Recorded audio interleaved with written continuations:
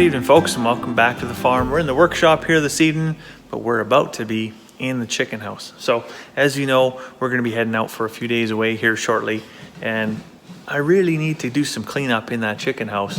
One of the big things we notice quite regularly is the roosting bars. The roosting bars get kind of gross and mucky and dingy.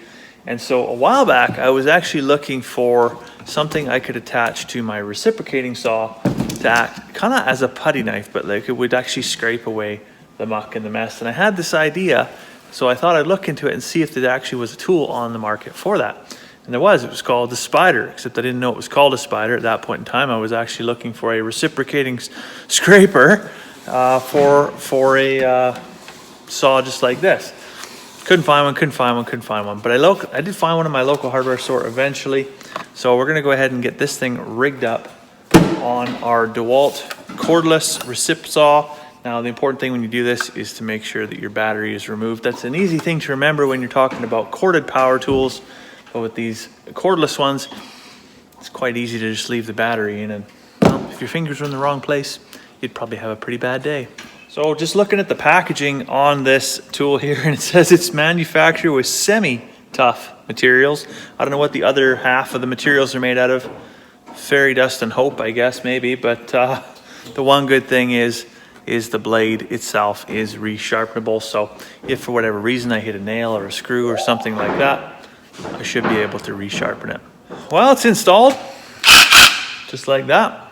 Let's run over to the chicken house, see how well it works. All right, so I'm in the chicken house now, and this is what I'm talking about. Not that lady right there, but this right here can become pretty glued on, and it's not the easiest thing to get off with a hand scraper.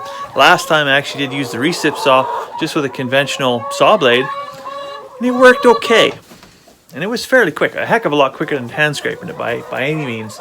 But I'm interested to see, and I'm sure you are too, how well this works.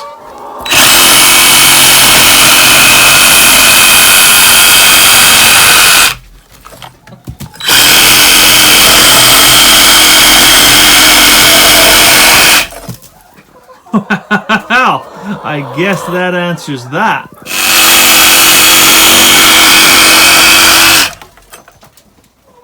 Make short work of it for sure.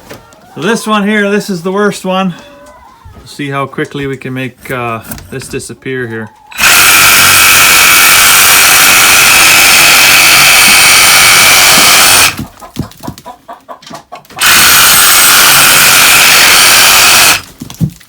Boom, chores done. So I don't think I have to be the one to tell you.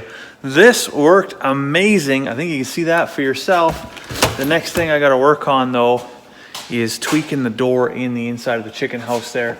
So I'm gonna take my cordless impact with a drill driver on it and get that door aligned, because that is really one of those inconvenient things that you probably put up with every single day.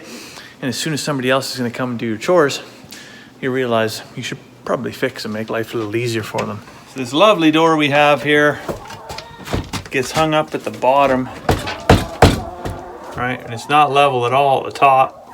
So what I'm gonna do is I'm gonna loosen the screws in the frame over here and allow that side to come down. And I might have to pick this side up a little bit and just get everything squared up. You gotta remember it's on a 12x16 shed frame. Essentially, this was an old granary, right? So it's sitting on the ground, it's gonna move, it's gonna flex a little bit, you know, spring, summer, any day of the week, it might move. And so I've actually moved this door frame a few times just to accommodate natural shifting of the building. It's just a normal part of what we gotta do. So basically all I had to do was unscrew all the screws on this side of the door frame and then just use a pry bar, push up on it about 1/2 to 3/4 of an inch. Screw the screws back in. I got one last one to go in on the hinge here. And we'll see if this door closes.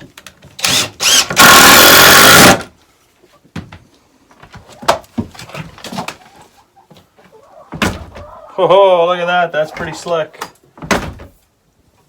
Nice work.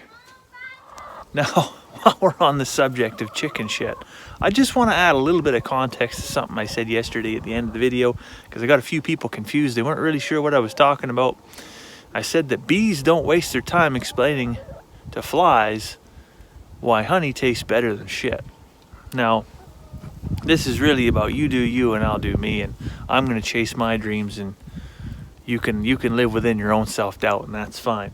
Now, furthermore to that, I will say there's people out there that are poorer than you, that have less in life than you, that aren't as skilled as you, maybe they're not even as good looking as you, that are out there living your dream, and they're crushing it simply because they have the balls to go ahead and make moves.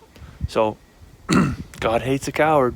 If you're ever in a moment of self-doubt, that's time to go in with both feet. So anyways, I think it's time for me to run inside and fetch up a cup of tea. So I'll let you go for now. I hope you have a fantastic evening, and we'll see you tomorrow.